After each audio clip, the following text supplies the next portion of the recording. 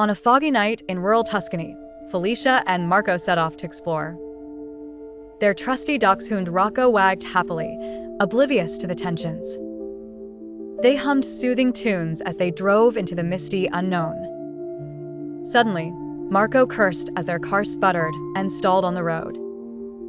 Felicia watched him nervously as he inspected the leaking fuel tank. "Check if someone's near," Marco suggested as anxiety pricked his skin.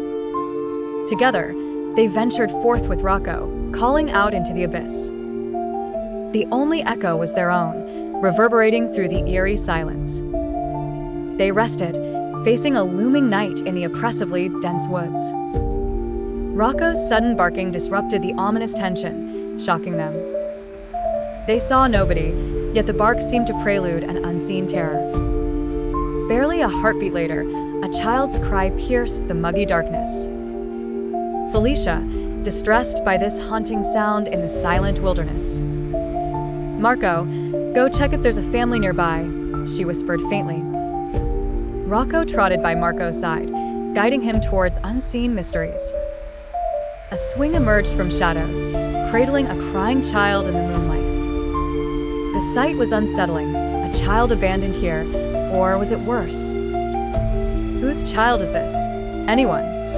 Marco cried into the void, unheard. He cautiously took the child in his trembling hands, fear mounting.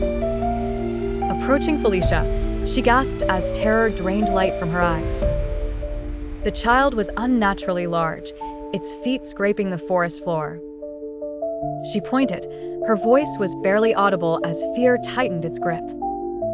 Marco recoiled, yanking the child away in paralyzed horror.